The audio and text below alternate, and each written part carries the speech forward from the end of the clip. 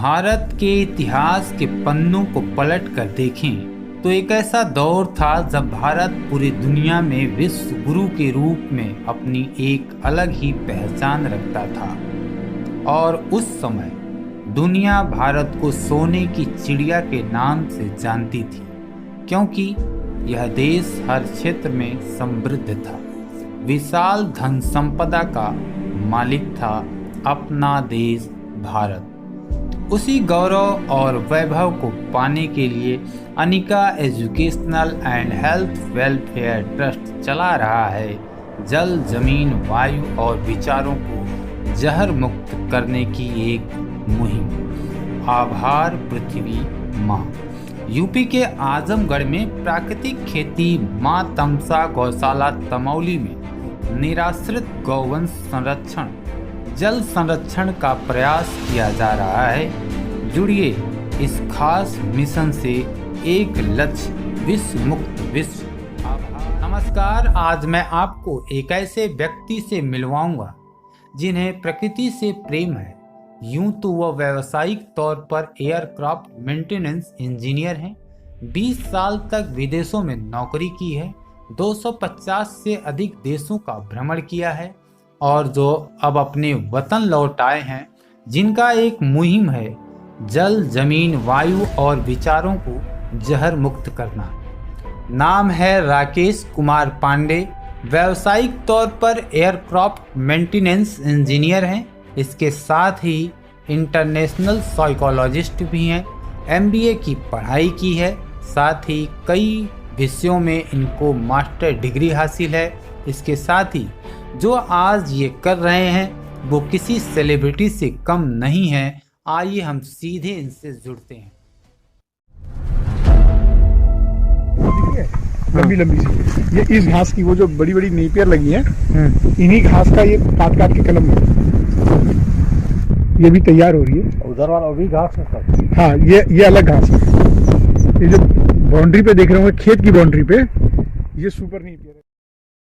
ये जल संरक्षण का कार्य हो रहा है यहाँ पे, और इससे पारिस्थितिक तंत्र का निर्माण हो रहा है। जब जल रहता है तो जीवन होता है। इसकी वजह से बहुत सारे पक्षी जैसे कौवे, बगुले, कबूतर, हमिंग बर्ड्स, स्पैरो, किंगफिशर जैसे पक्षी जब आते हैं तो अपने साथ बीज लाते हैं।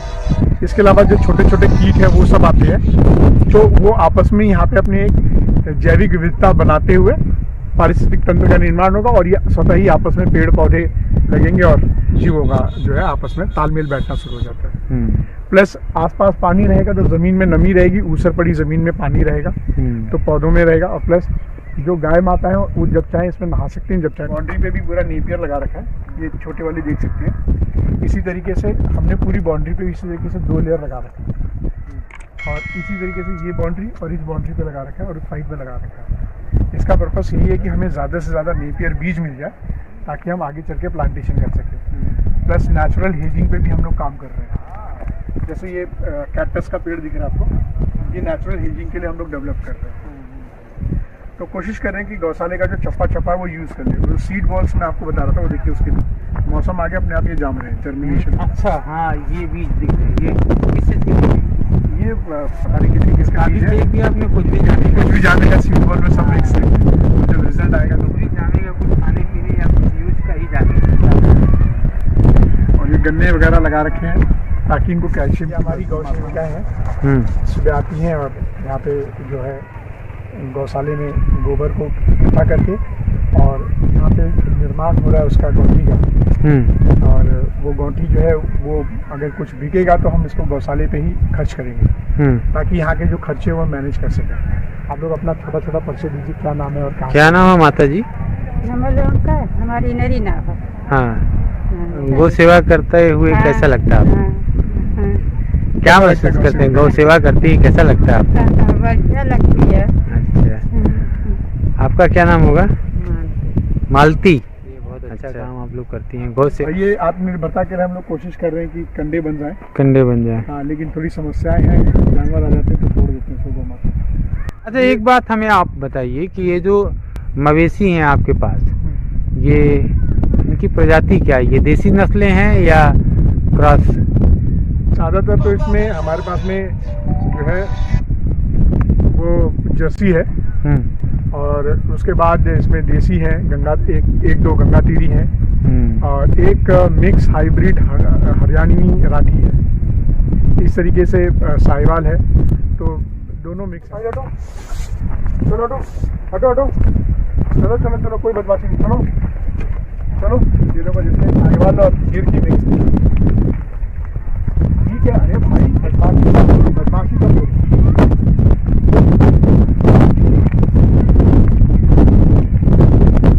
प्योर देसी गिर भी है, नर भी है।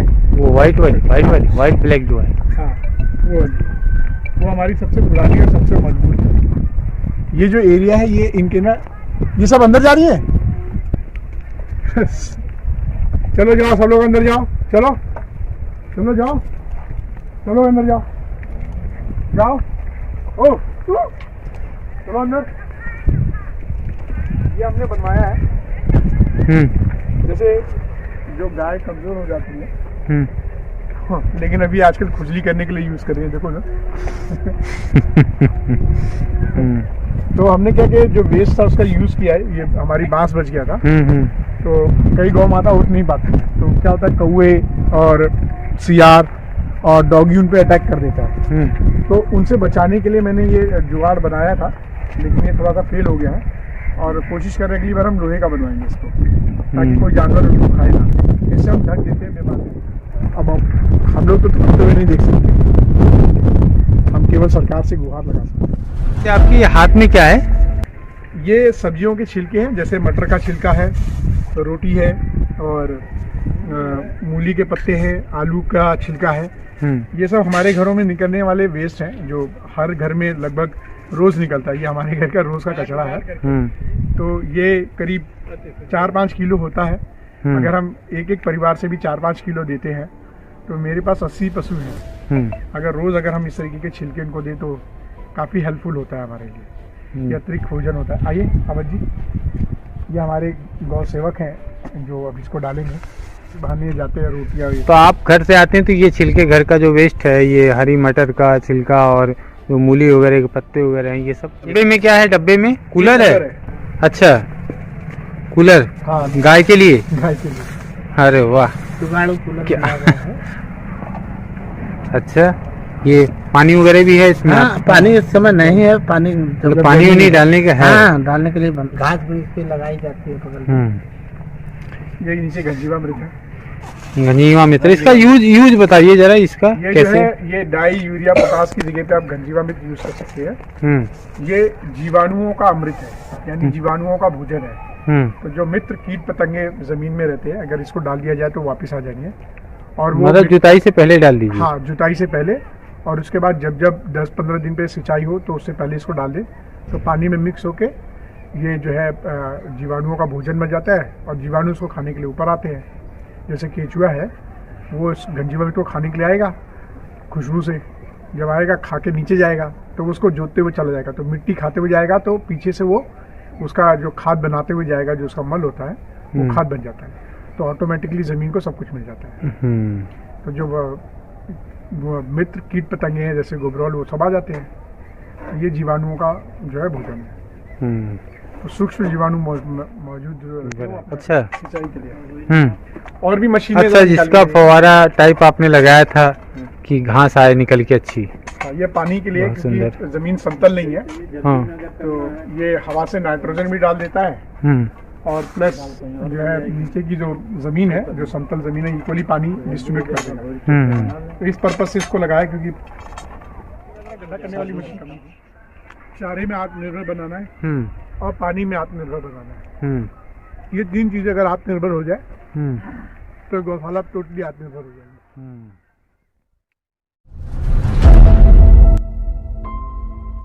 नमस्कार, आप देख रहे हैं जनहित इंडिया, और इस समय हम मौजूद हैं तमौली गौशाला में। ये तमौली एक गांव है, आजमगढ़ से बिल्कुल सटा हुआ है, सदर लोकसभा में लगता है। इस गांव इसलिए महत्वपूर्ण है कि यहाँ के जो सांसद कभी हुआ करते थे, स्वर्गीय मुलायम सिंह यादव। मुलायम सिंह यादव ने इस गांव को गोद लिया था और इस गांव में बहुत कुछ है, लेकिन उसको विकसित करने की और ज़रूरत है, जिसके लिए एक मुहिम को लेकर राकेश पांडे चल रहे हैं, हमारे साथ हैं। राकेश पांडे का आपसे परिचय कराऊंगा तो बहुत लंबा वक्त लगेगा। मैं चाहता हूं कि मैं इनका परिचय खुद न देते हुए इन्हीं से इनका परिचय जानूं। नमस्कार। जनहित इंडिया को मेरा तहे दिल से धन्यवाद है कि उन्होंने अपना कीमती समय निकाला और ये एक आत्मनिर्भर बनती गौशाला का जो परिचय देने का समय दिया। मैं राकेश कुमार पांडे, व्यावसायिक तौर पे मैं एयरक्राफ्ट मेंटेनेंस इंजीनियर हूँ, इंटरनेशनल साइकोलॉजिस्ट हूँ, साथ ही साथ एक पर्यावरण प्रेमी हूँ। हमारा एक जो है मेरा बैकग्राउंड ये है कि मैं करीब 20 साल तक एविएशन फील्ड में काम किया और 20 साल मैंने पढ़ाई की। बाकी 20 साल जो है मैं समाज को दे रहा हूँ। क्वालिफिकेशन मैंने आपको बता ही दिया है। इसके अलावा मैं न्यूरो लिंग्विस्टिक प्रोग्राम एक्सपर्ट हूँ। CBT कॉग्निटिव बिहेवियर थेरेपी में मैंने काम किया है और उसमें भी ब्लैक बेल्ट हूँ। लीन सिक्स सिग्मा मैनेजमेंट का है, MBA इंटरनेशनल बिजनेस मैनेजमेंट से मैंने किया है। तो lean six sigma waste management और रेवेन्यू ऑप्टिमाइजेशन पे कार्य होता है, तो उसका भी ब्लैक बेल्ट होल्डर हूँ मैं। इस वक्त हम लोग आभार पृथ्वी माँ एक हमारा कार्यक्रम है जिसमें हम लोग जल, ज़मीन, वायु और विचारों को जहर मुक्त करने की कोशिश है, तो उसी मुहिम में लगा हुआ हूँ। ये एक छोटा सा परिचय जी।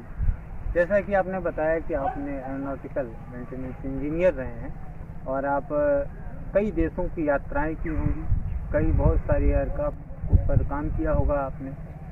तो इतनी अच्छी नौकरी को छोड़कर ये आजमगढ़ में इस तमौली गौशाला में कोई आपने क्यों चुना?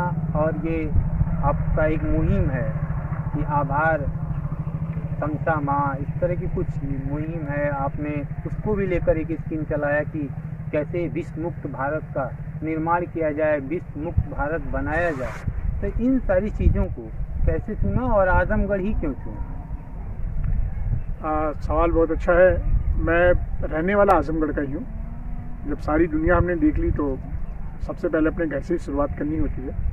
तो हमने आजमगढ़ को इसलिए चुना क्योंकि जब सारी दुनिया छोड़ के अपने देश आए तो देश में भी अगर अपना घर नहीं कर पाए तो फिर बाकी जगह हम क्या कर पाएंगे। रही बात आभार पृथ्वी माँ, इस कार्यक्रम के अंदर तमौली जो है वो मुझे नहीं पता था कि इसकी भौगोलिक और राजनीतिक स्थिति क्या है।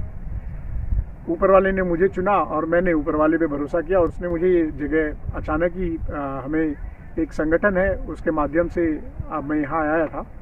और जब मुझे इस गौशाले की स्थिति देखी तो मुझे लगा कि एक दिन 2 दिन कार्य ना करके इसकी पूरी व्यवस्था परिवर्तन की जाए। तो इसके लिए जब मैंने स्ट्रगल शुरू किया तब मुझे यहाँ पे एक चीफ वेटनरी ऑफिसर थे जिसे मुख्य पशु चिकित्सा जिला अधिकारी, उन्होंने कहा कि भैया आप जो है इसको एक आध दिन से कर क्या होता है, आप इसको लेके परिवर्तन करके दिखाइए। उन्होंने जब मुझे चैलेंज दिया तो मैंने एज एन चैलेंज लिया। मुझे नहीं पता था कि इसमें बहुत सारे स्ट्रगल हैं। तो इस तरीके से डेस्टिनी ने मुझे चुना और मैंने डेस्टिनी को एक्सेप्ट कर लिया और लगभग 6 महीने हो गए हैं इसको लिए, बाकी तो आप देख ही रहे हैं। तो मतलब मैंने कोई सिलेक्शन नहीं किया, ये रैंडम सिलेक्शन था। जैसे आप बगीचे में जाते हैं और किसी ने कहा फूल तोड़ लीजिए, तो आप अपनी मर्जी से कोई भी फूल तोड़ लेते हो, ना वो फूल आपको चुनता है ना आप फूल को चुनते हो। तो इसी तरीके से हमने सिर्फ चैलेंज ले लिया और इस पर कार्य करते हैं। राकेश जी, मैंने आपके गौशाला को देखा और काफ़ी बड़े लेवल पे है ये, काफ़ी क्षेत्रफल इसका बड़ा है। आपने उधर देखा कि कुछ जुताई का आपने काम करवाया है और बहुत चीज़ें खुदाई का काम करवाया है जिसमें पानी किनारे किनारे पानी है, बहुत सारे आपने घास वगैरह को उगाने का चीज़ों को लगाया है, प्लांट बनाया है। कैसे लोगों को इससे जोड़ेंगे? ये जो गौशाला है ये गौशाला केवल सरकारी है, ज़मीन है और केवल गाय के रहने के लिए है, हम ऐसा सोचते हैं। हमें लगता है कि एक स्पेसिफिक जॉब करें, लेकिन ऐसा नहीं है। जब ज़मीन है, गौ माता है, तो ये पृथ्वी जो आभार पृथ्वी माँ है, इसके ये 2 मेन घटक हैं। क्योंकि जो गाय के गोबर से जीवामृत और घन जीवामृत जो प्राकृतिक कृषि का मेन घटक है वो बनता है। अब इसमें कमी रह जाती है कि यहाँ पे वास्पा का निर्माण हो, जल संरक्षण हो, तो ये जो सरकारी ज़मीन है, ये जल संरक्षण के काम आए, पर्यावरण बचाने के काम आए। गौ माता के साथ में जो भी जीव जंतु यहाँ पे हैं, जो स्थानीय भौगोलिक जीव जंतु हैं, वो यहाँ रहें, और उस सब की विविधता जब मिलेगी तभी पारिस्थितिक तंत्र का निर्माण होगा। तो जो जैविक चक्र होता है, जिसे बोलते हैं खाद्य श्रृंखला, वो जब यहाँ कंप्लीट हो जाएगी तो ये एक मॉडल के रूप में डेवलप करने की मेरी एक सोच थी। तो गौ माता के गोबर से बहुत सारे गोबरौल हैं, छोटे छोटे कीट हैं, केंचुए हैं, वो इस ऊसर पड़ी ज़मीन को जो है वो उपजाऊ बना देंगे। माँ तमसा जो है, जिस तरीके से आजमगढ़ है, एक नदी, एक जल किसी भी जीवन का आधार होता है। तो माँ तमसा ने आजमगढ़ को 3 तरफ से घेर रखा और रुदौली से निकलती है। तो जिस तरीके से आपने अभी चारों तरफ गौशाले के नाले देखे हैं और आगे जो नाले आपने खुदे हुए देखे हैं और एक बड़ा तालाब, ये सेम रुदौली आपने बताया, जो रुदौली कहाँ पड़ता है ये? रुदौली एक जगह है, वहाँ पे एक तालाब है जहाँ से माँ तमसा का उद्गम होता है, और वही माँ तमसा का जल स्रोतों से निर्माण होते हुए वो आजमगढ़ में 3 तरफ से घेरती हुई जाती है, जिसकी वजह से आपको आजमगढ़ में जो हरियाली नज़र आती है वो आती है, प्लस उनकी छोटी मोटी सहायक नदियाँ भी हैं। तो हमने इसीलिए इस संरचना को दिखाने के लिए कि लोगों को समझ में आए कि अगर पानी रहेगा तभी आपका जीवन है। तो आपने जो ऊसर में भी हरियाली देखी, वो सिर्फ ये जो पानी का संरक्षण किया है, जो आपने किनारे किनारे खुदवाई करवाया, उसमें पानी डलवाया है, पानी डाला है। ये बारिश का पानी है, और कुछ पानी हम लोग अभी ट्यूबवेल के माध्यम से भी कर रहे हैं। भविष्य में जब इसके अंदर जैविक विविधता आ जाएगी तो ये अपने आप पानी स्टे करने लगेगा। और जो ये ऊसर पड़ी ज़मीन है, जो नमकीली ज़मीन है, पत्थर है, इसमें जो घास आप देख रहे हैं वो उसकी वजह से है। इसके अलावा आपने देखा होगा अभी कबूतर, कौवे, बकुले, छोटे छोटे चिड़िया, चींटियाँ, आपने सियार भी देखा होगा, और डॉगीज़ भी हैं यहाँ पे, गौ माता भी हैं।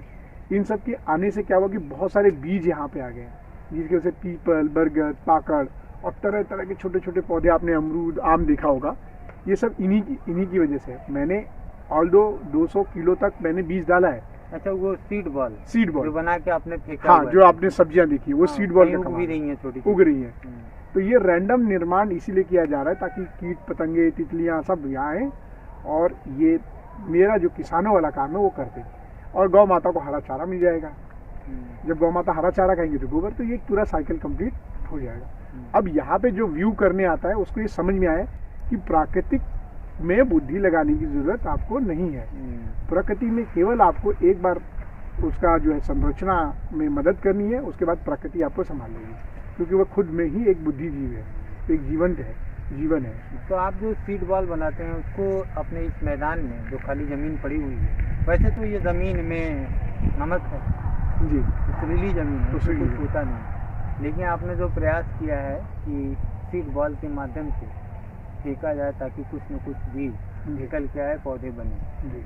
अच्छा, दूसरा सवाल एक और है आपसे कि जो मानव श्रृंखला आपकी सोशल मीडिया पे कि हमने देखा कि मानव श्रृंखला की भी मुहिम है, ये क्या है?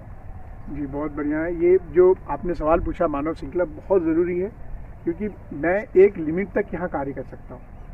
मैं अपने पैसे या मेरे सहयोगियों के पैसे, जो मुझे 1000 में एक व्यक्ति सहयोग कर रहा है, मैं उसके सहयोग से कुछ दिन तक चला सकता हूँ। लेकिन अगर लंबे समय मुझे चलाना है, इस पृथ्वी को बचाना है, तो मुझे आज जितने भी समाज में जिनका हित है, जो जल, ज़मीन, वायु और विचारों के साथ अपना संबंध रखते हैं, जिन्हें शुद्ध हवा चाहिए, वह 1 और 1 से 2 और 2 से 4 का निर्माण, यानी वो उनको जोड़े, वो इस गौशाले पे आए, अपनी सेवा दें, अपना सहयोग करें और लोगों को जोड़ते जाएं। जब वो यहाँ से देखकर या सीख के जाएंगे तो वो बाकी जगह पे भी इम्प्लीमेंटेशन कर सकते हैं। इसके अलावा अगर वो छोटा छोटा सहयोग भी करते, जैसा मेरा ये सवाल भी था, मैं अभी करने ही वाला था, क्योंकि सवालों की फेरिस्त बड़ी लंबी है। मैं ये कहना भी चाह रहा था कि आपसे कि क्या मैसेज क्या देना चाहेंगे लोगों को, जुड़ने के लिए क्या बोलेंगे? तो आप सही बोल रहे हैं कि कम से कम लोग जुड़ेंगे। तो एक आदमी नहीं कर सकता, एक आदमी अकेले कुछ नहीं कर सकता। मानव श्रृंखला उसी क्रम का एक रूप है कि जैसे आपको किसी ने बताया, आपने 2 लोगों को बताया, वो 2 लोग 4 लोगों को बताएंगे, और जो भी उनके पास में संभव सहयोग है वो जुड़े। हमें बड़ा सहयोग नहीं चाहिए, आप कोई भी छोटा सहयोग जो आपके लिमिट के अंदर हो, जो आपकी ज़रूरत के हिसाब से लगता हो कि हम देंगे और इससे एक अच्छा कार्य हो रहा है, तो इस श्रृंखला को जोड़ने के लिए हमें मानव चाहिए। और इस कार्य को जितना आगे प्रसार करेंगे, उतना ज़्यादा हमारे गांव जो है आत्मनिर्भर बनेंगे, हमारी गौशाला आत्मनिर्भर बनेगी, पर्यावरण आत्मनिर्भर बनेगा, और एक अच्छा मैसेज आएगा कि भैया जहर बिना खेत में डाले भी आप अपने लिए भोजन उगा सकते हैं। एक महत्वपूर्ण सवाल आपसे ये है कि जो गवर्नमेंट से सुविधाएं मिलनी चाहिए, क्या वो सुविधाएं आपको मिल पा रही हैं? थोड़ा डिफ़िकल्ट है क्योंकि मैंने बताया कि 6 महीना हुआ है मुझे गौशाला लिए। सहयोग सरकार का है, सहयोग थोड़ा बहुत तो है ही, लेकिन जो 100% डेडिकेशन है वो नहीं है। क्योंकि अगर प्रशासन में 10 लोग हैं, उनमें से आधे लोग ही मदद कर रहे हैं, मतलब 0.1% लोग कर रहे हैं। जैसे बहुत सारे अधिकारी हैं जो देते हैं मदद, लेकिन वो उनकी क्षमताएं हैं, वो अपनी लिमिट में रहते हैं। लेकिन जो डाउन द लाइन है, अगर वो सहयोग करें तो शायद इसमें बदलाव आ जाए। इतना ज़्यादा सहयोग तो नहीं है, लेकिन थोड़ा बहुत तो है ही। तो आपने सुना राकेश पांडे को, और इस गौशाला पे इन्होंने बहुत सारा समय दिया है, बहुत सारी मेहनत की है, बहुत ज़्यादा एनर्जी लगाए, लोगों को इन्होंने जोड़ा है, लोग इस गौशाला से जुड़ भी रहे हैं। इसके अलावा ये बहुत सारा काम करते हुए आए हैं जो समाज सेवा का काम है। किशोरावस्था पर इन्होंने बच्चों को लेकर काम किया, चाइल्ड एब्यूज पर एक कोशिश यात्रा के माध्यम से तेलंगाना तक की इन्होंने यात्रा किया हुआ है, जो करीब 4000 किलोमीटर की यात्रा है, जिसमें इन्होंने करीब 70,000 से ऊपर बच्चों से मिला है, उनसे बातचीत किया है, उन्हें चाइल्ड एब्यूज और अच्छा स्पर्श और बुरा स्पर्श के बारे में बताया है। और उसको आप देखना चाहते हैं तो कोशिश यात्रा हैशटैग आप डालेंगे इंटरनेट पे, फेसबुक पर राकेश कुमार पांडे पेज है, Anika educational and health welfare trust के नाम से, वहाँ भी आप जाकर देख सकते हैं। इसमें तमाम लोग सहयोग भी करते हैं। डॉक्टर राजेश तिवारी सर हैं और डॉक्टर राजेंद्र राजपूत सर हैं, और हम डॉक्टर अर्चना मैसी हैं। बहुत सारे ऐसे डॉक्टर, बहुत से ऐसे समाज के लोग हैं जो इस पुनीत काम में इनके साथ हैं। मैं इन पुनीत काम के लिए राकेश कुमार पांडे को बहुत बहुत बधाई देता हूं, और जनहित इंडिया की तरफ से इन्हें ढेर सारी शुभकामनाएं देता हूं कि इस तरह से आप इस पुनीत काम को करते रहें, ताकि लोगों को एक मैसेज जाए और लोग भी, जैसा कि आप इन्होंने बताया कि मानव श्रृंखला निर्मित हो और इससे समाज का विकास हो। जनहित इंडिया को अंत तक देखने के लिए बहुत बहुत धन्यवाद।